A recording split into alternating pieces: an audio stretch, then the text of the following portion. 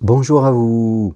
En amour et dans la vie, est-ce si nous osions prendre des risques? Je crois que c'est important dans la vie de savoir prendre des risques parce que prendre ces risques, c'est aussi ressentir que nous sommes en vie.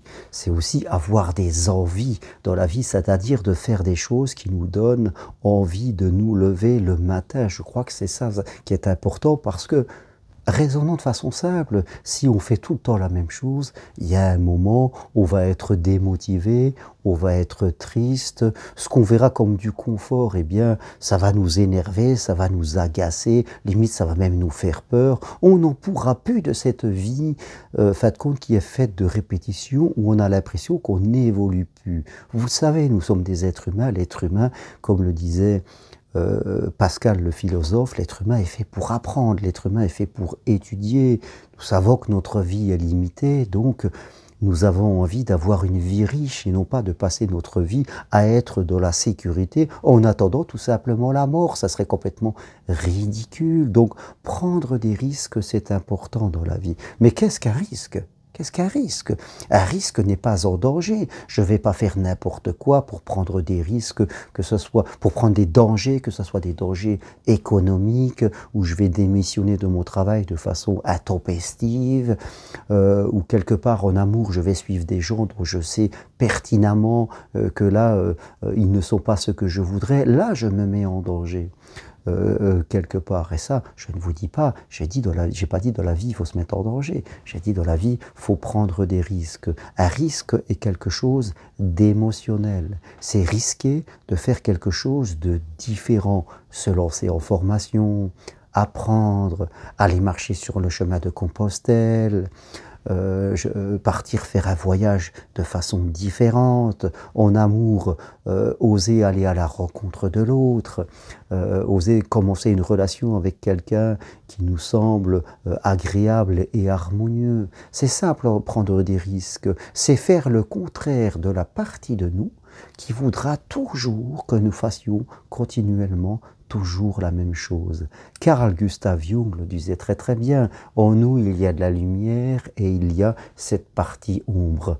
Et cette partie ombre qu'il y a à l'intérieur de nous voudra constamment que nous restions dans le passé et que nous fassions continuellement ce que nous avons déjà fait par le passé. Alors ça peut être intéressant dans un certain point, mais nous savons que si dans notre vie, nous continuons, quel que soit notre âge, nous continuons continuellement à faire la même chose, à un moment, nous allons en souffrir. Donc, nous prenons le risque d'aller vers l'inconnu.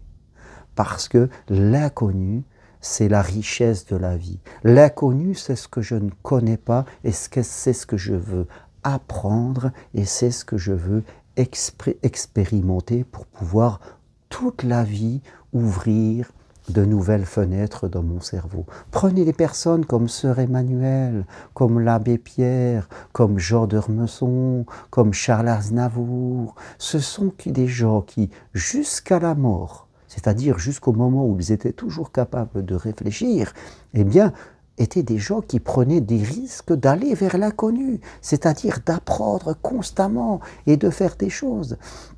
Je crois que dans la vie, il ne faut jamais s'arrêter d'apprendre, jamais s'arrêter de prendre des risques émotionnels en allant vers ce que l'on ne connaît pas. Ça nous maintient en bonne santé, ça fait travailler nos neurones et ça nous permet de rester éveillés. Et nous voyons des gens, des hommes politiques qui parfois sont présidents de grands pays alors qu'ils ont dépassé 80 ans. Et ça leur permet à eux de rester stimulés et de rester, je dirais, dans l'intelligence, de rester avec des neurones qui sont actifs.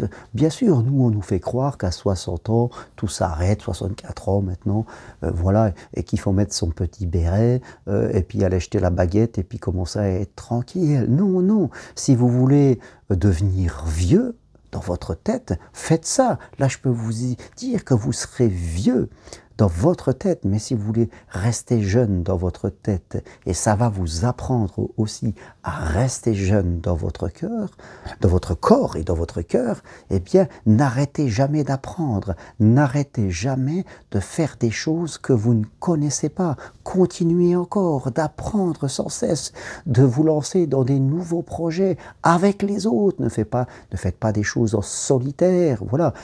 Quand j'organise mes marches sur Compostelle, eh bien, j'ai des gens qui ont 60, 70 ans, 75 ans et qui viennent et qui marchent et qui sont très très bien, qui semblent être actifs, qui ont des projets.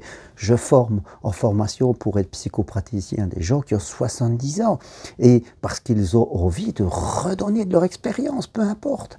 Même si vous avez 80 ans, si vous avez le désir de rester en forme, eh bien, faites des choses, ne vous endormez pas. Prenez toujours le risque de trouver de nouvelles facettes dans votre esprit, dans votre personnalité. Et là, vous allez être en bonne santé.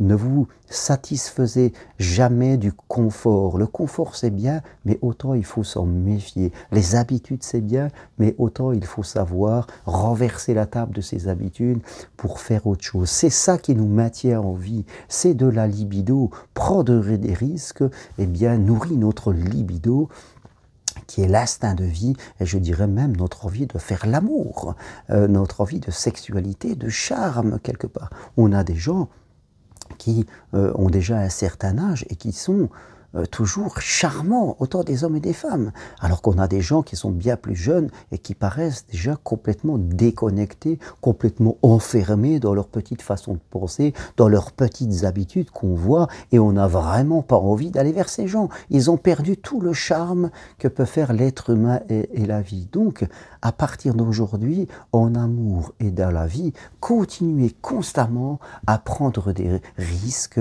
d'aller vers l'inconnu pour vous découvrir, pour vivre des expériences, même si ces expériences parfois peuvent pratiquer en vous, en tout cas provoquer en vous des émotions pas agréables, peu importe, vous aurez vécu une expérience jusqu'au bout de votre vie. Voilà ce que je veux vous partager. Continuez toujours à apprendre et à prendre des risques, de vivre des choses différentes. Et si vous voulez aller plus loin, allez sur mon site internet germainrocari.com. Je peux vous former pour être psychopraticien. Venez marcher sur Compostelle l'année prochaine et je me ferai un plaisir de vivre cette aventure avec vous. Si vous aimez mes vidéos, appuyez sur j'aime et je vous dis à très bientôt. Au revoir.